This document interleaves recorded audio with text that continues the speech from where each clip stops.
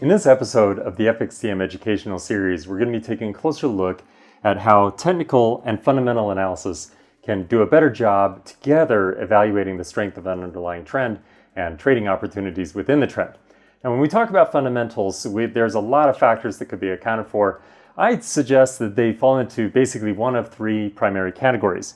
One would be interest rates, and here what we're really talking about is the interplay between rising interest rates or falling interest rates or the expectation of rising or falling interest rates. So let me give you an example. If we were to consider after the financial crisis of 2008 and 2009, the Fed eventually began to signal to the market that they were going to begin tapering, hence the taper tantrum, and investors began to expect that interest rates were going to go up relative to the dollar. Therefore, theoretically or classically, we would expect that the dollar would gain in value versus other currencies, that the expectation for higher interest rates were not as profound. In fact, let's look at a chart here of the euro to the US dollar during that period of time. So as you can see here, by July of 2014, it had been about a year since the so-called taper tantrum, when the Federal Reserve first began threatening to taper off its bond buying program. And in July of 2014, they actually did start to taper that program off. And the euro to the US dollar, it broke short-term support at about $1.35 to the euro and began to decline from there. So the trend was quite profound and very fast moving to the downside, giving investors an opportunity to take advantage of downside trades in a trend that was looking very reliable and strong. Now, when we're talking about economic growth, obviously a fast-growing economy is oftentimes correlated with higher interest rates and higher levels of inflation. Those can also affect a currency. Obviously, there's some overlap there with the first factor here of interest rates. But quite often economic growth, the reason why we're concerned about it is its effect on commodity currencies, those economies that are exporting commodities, or economies that may not be producing commodities but are importing commodities. So let's look at an example here. So we would assume that if economic growth is very strong, or if economic growth is very weak, that commodities would be rising in value or falling in value respectively.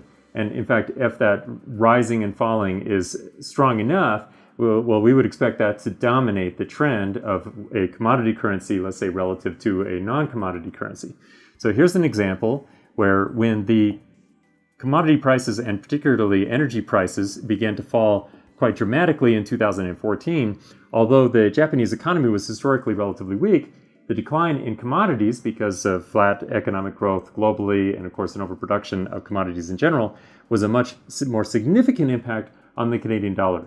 Therefore, we would have expected that to dominate and therefore the trend between these two to be in favor of the Japanese yen. So let's take a look at a chart that actually illustrates exactly what we're looking at here in between the fundamental factors and how it affected this particular pair. So as you can see in this chart here, for example, during that period of time, the trend was extremely strong. Now this one was also a bearish example where the currency pair was trending off because the Canadian dollar, or the weakness in the Canadian dollar from an economic growth perspective, as oil prices were declining so fast, was much more profound than even just the lack of growth or the stagnation in the Japanese economy. Now, when we say safe haven, we're usually referring to the behavior of investors when we have some kind of geopolitical risk. So this could certainly include things like war or civil unrest. So for example, during the early days of the Greek crisis, investors were really concerned that a lot of money, capital flow, was moving from the Eurozone into the Swiss franc.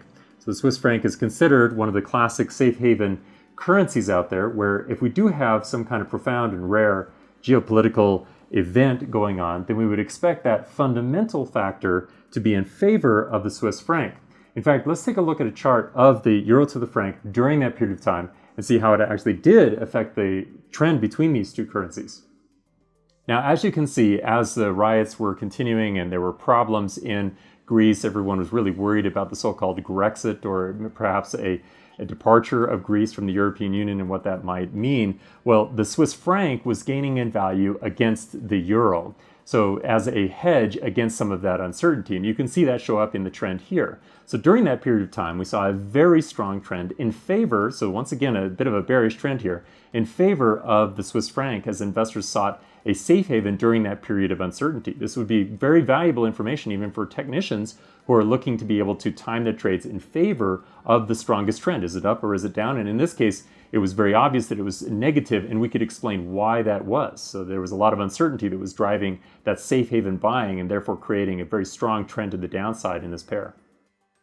When we're doing fundamental analysis like this, what we're really trying to do is to understand the inherent risk in the current trend.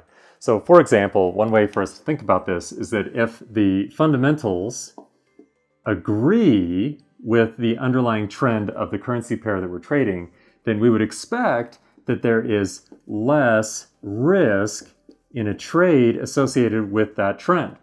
Now, as you might imagine, therefore, if we are seeing a situation where they disagree, so the fundamentals do not agree with the underlying trend, then we would expect that there's a lot more risk. Now, obviously, it's going to be very rare that we're in a situation where it's all or nothing. We're usually somewhere in the middle here. And this is a model that will help us to understand, well, how close am I to a low-risk environment versus a high-risk environment? In fact, let's take a look at a couple of examples of a situation where we had the fundamentals agree versus the time that we had the fundamentals disagree with the underlying trend of the currency pair. During the period pictured here for the dollar to the Japanese yen, the underlying fundamentals for the Japanese economy were relatively weak compared to the US dollar, and yet the trend was still in favor of the Japanese yen. So this was a good example where the fundamentals did not agree with where the trend was going.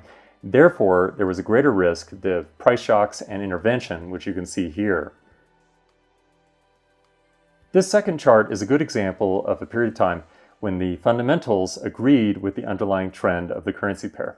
So in this circumstance, the commodity prices were falling, and of course that is a negative for the Australian dollar relative to the US dollar. Therefore, we would expect that this trend should also be falling. And in fact, it was.